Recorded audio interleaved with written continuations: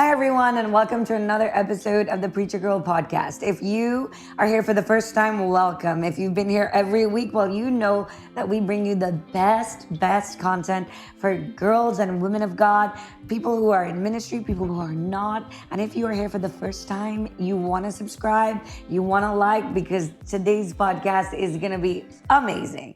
Because I'm Pastor Sharo, and I have a guest today. This is Ariel Messam. Hey guys. Hi, Ariel. Hi.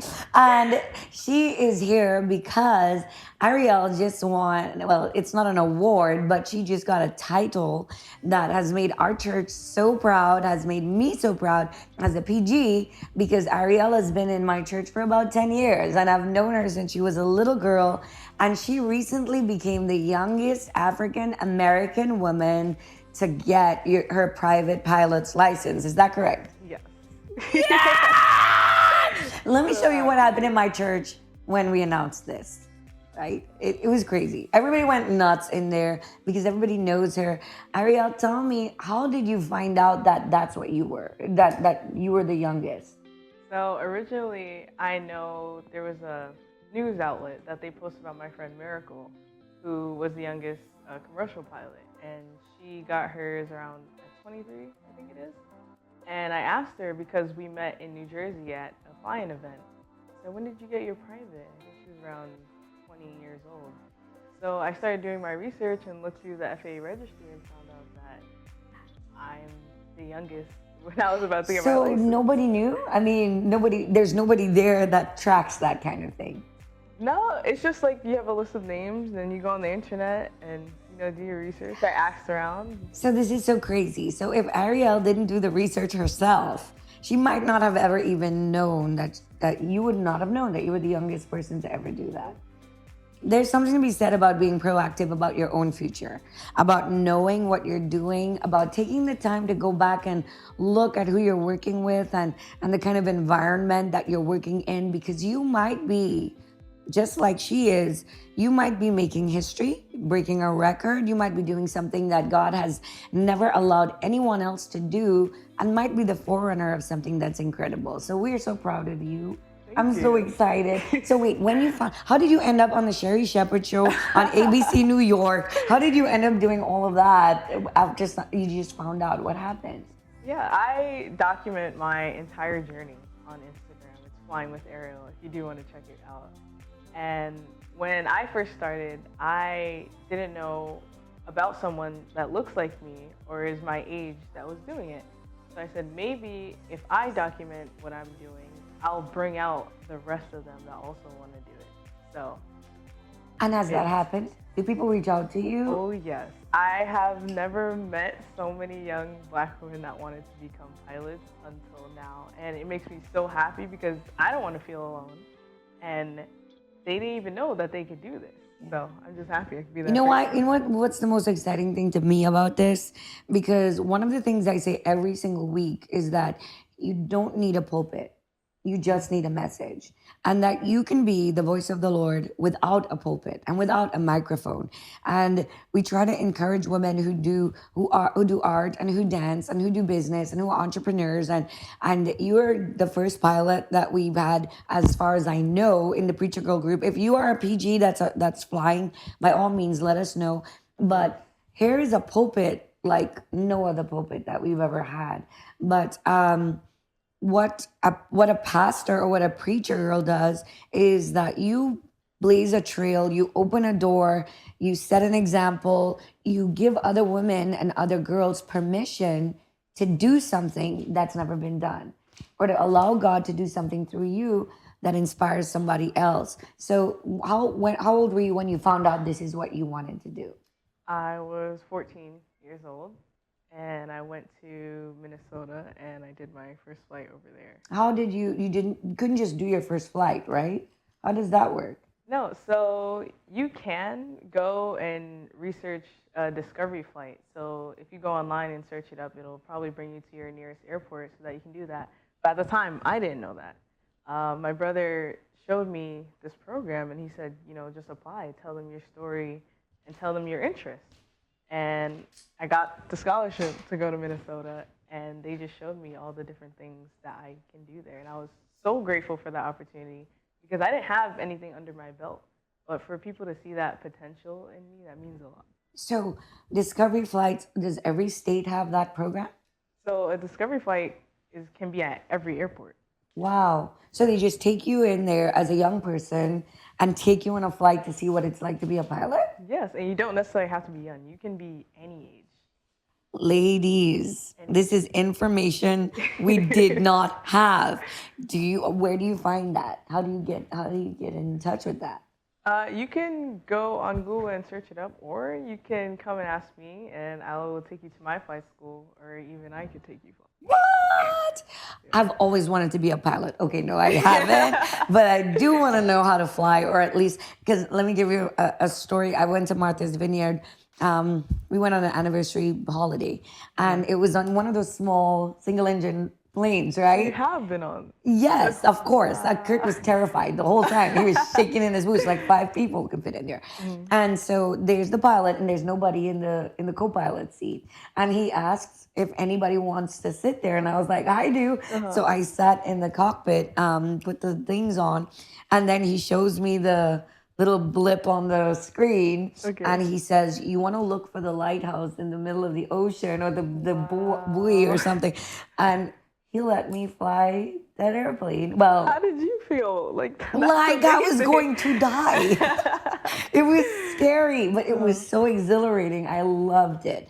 But so that's my only experience with that. But I thought, to know how to do this and to be able to maneuver without. He said, "Don't even look out the window. Just look at the instruments." And I said, that's like driving a car and not look. You can't do that. I can't do it. But essentially, that's how they do it, right? I mean, isn't that what your next? That's what I'm working on now, my instrument rating. So your private pilot's license, they teach you how to fly looking outside the window. You're flying under visual reference at all times, unless you need to use the instruments. But my next license that I'm working on now, my instrument rating, is just relying solely on your instruments. Which is, I'm sure to a large extent, is what commercial pilots have to do, right? Because they're always under an IFR flight plan, which we call instrument flight rules. Right, because you're 30,000 feet in the air. What are you looking at? The tree? You're not gonna see any trees up there. Yeah, you're not seeing anything. Yeah. Oh, so speaking of instruments and visual cues and stuff outside your window, tell us about that one incident when. Visually, tell them what you gotta hear this story. This is great. Let me tell you, if you're a Jesus girl, if you are a preacher girl, and if you are anointed by God to do this, He still does amazing things. Hear this. Amen. So the day after I got my private pilot's license, I flew to Wisconsin from New York, and it was about 8 hours total flying. We made 2 fuel stops, but on the way back, it was the first time I ever encountered some severe weather. There was a large thunderstorm in front of us, and I was concerned and thought that we should go around, but as we got closer, a gap just started to open up. So we decided, okay, we can shoot this gap. As soon as we go through, I see the storm on my left side, I see the storm on my right side. We pass through, and it closes up behind us after we pass. I said, look at God. Did you hear that? The storm parted so she could go through and then closed up. Does that remind you of anybody? I mean, really, do you have are you getting Red Sea vibes here? Ring a bell. I know, because that is, to me, that is all God. And people can say, other people want to blame, it's coincidence, and I don't believe in coincidences. I believe that God did that just for you. How amazing is that? So a few years ago, I think it was one of our very first parades here at Hope NYC. We have an annual Christmas parade, and tell them what you did. I was honored to be the Barbie of that Christmas parade. I got all dolled up and was placed in a nice little box and on the float. Just, doing a princess wave. I know, and she was like this, and I'm telling you, I remember her. She's just a little girl, and this was like her dream come true, dressed up in her furry fur, standing there going like this. Core memory. Yeah, and it's a core memory for her, but it is for me too. In fact, That picture is still hanging in our warehouse. You It know that, is, right? yes. If you walk in there today, many, many years later, she's still up there, immortalized like this. Because, and she was just a little girl. And in New York for our annual Christmas parade, which this year I believe is on December 10th, 3rd. It's the first Sunday in December every year. We have a massive parade. Last year, 20,000 people were at that. And so Ariel was Barbie, the very first Barbie we ever had at that parade. And how I think providential that this year is all Barbie. Everything in the movies is Barbie. And so God kind of literally gave us his own Barbie, even while she was a little girl. And now here she is all over TV and all over the TV stations, but in here to talk to you. So, Ariel, I want you to, whatever it is that you think that the young people who are probably thinking this is beyond them, or this is not accessible to them, or maybe you were born lucky, or maybe you had a lot of money, or all of those things. I want you to talk to that young lady who thinks that she can't do this, or that her life won't have this kind of trajectory. Talk to her and tell her what you think. Okay. The biggest challenge, I would say, is financially. And one day I actually heard a pastor talking about this. If you are worrying, that means that you're not letting God know, or you're not releasing into the atmosphere exactly what you want. And there were some times where I didn't think I was going to finish my flight training because of the financial cost. And it got to a point where I just felt like I was going to give up. And it's going to feel like that sometimes. But you have to let go and let God. And I just feel like I don't want to get emotional. I remember sitting on my couch and praying for a scholarship that would take me through this last stretch of getting my pilot's license. And he came through. I got a scholarship from Gateway JFK, and that definitely helped, and I got my pilot's license. But the biggest thing is exposure, and that's why you don't see a lot of us flying. So in the aviation industry, 7% of all pilots are female, and then 1% are black female pilots. And it's because we don't know that we can do these things. So I'm making it my job to come out here and show you guys that it's possible. Oh, what an amazing message. That's a crazy statistic. 7% female, and 1% of that 7% are black. Yep. That's unbelievable. So go out there and change the world, ladies. We are here for this. While the world is so busy fighting for rights that mean nothing, fighting for equality that really doesn't change any other girl's life in a positive way. Here we're telling you this is one of those industries where you don't need brute strength and testosterone. You just need a desire. You need the will and a really a love for this kind of work, and you can absolutely do it. How many of you? And there's one other young lady actually in my dad's church that's following her right up. I'm getting her. I think she already as well got her pilot's license, her private. I may just try to hook the two of you up and maybe you could chat. I know. And now she's in aviation engineering, but her goal is to fly commercially as well. Okay. So, and I know that you young ladies, you moms with daughters, maybe this is something that they want to do. And I'm telling you, Ariel is accessible. She's available. It took me about 5 minutes to say, you want to be on the Preacher Girl podcast? And she's like, yeah, I do. And here she is. And we're so proud and so excited that Hope NYC, we get to be a part of her journey. I was there. I saw you get your scholarship from JFK Gateway. I remember that picture, seeing it online and thinking, wow, that is so awesome. She deserves that. And you can ask them in this office, wherever we see you, we always share it. Look, it's Ariel, because it's a big deal to us. And I just want all of the young ladies and all of the older ladies, I mean, all of us, it's not too late. If you have questions, if you have if you have a concern, write it in the comments. and or go follow Ariel. Remind them where they can find you on Instagram. Flying with Ariel. Flying My with name is Ariel. spelled Ariel. Really easy, just like the mermaid, okay? So it's Flying with Ariel. And I hope my nieces and all of my family get to watch this one. And if you have a daughter, let her watch it and let her look at Ariel, because I remember her being a little kid sliding down the bouncy houses in the yard, or standing in the parade and waving.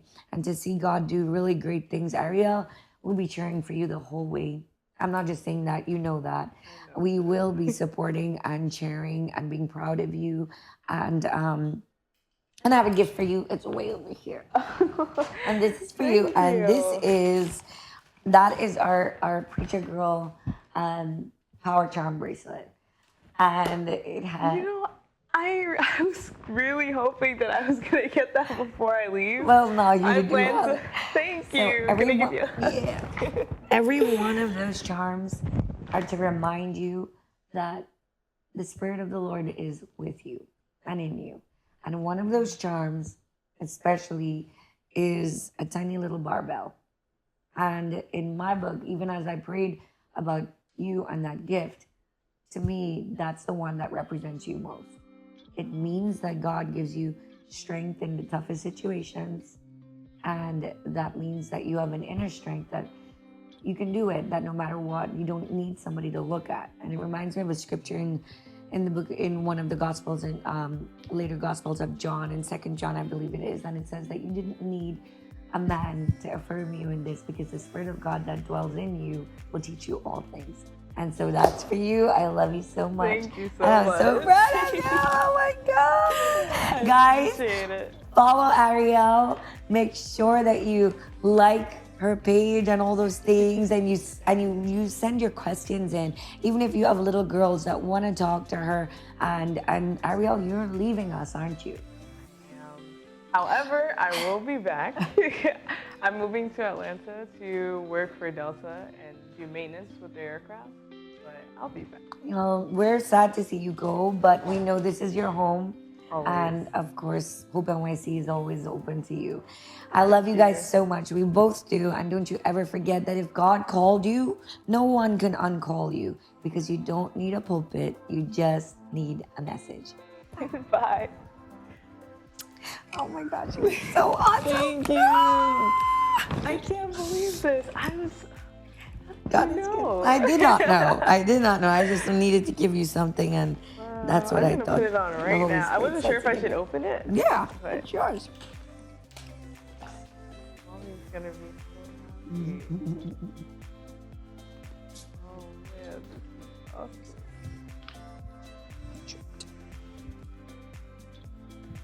Love you. You are my strength.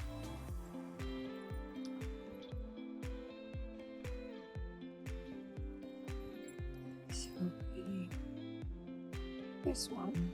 That's the barbell, yeah. And that represents an inner strength. Listen.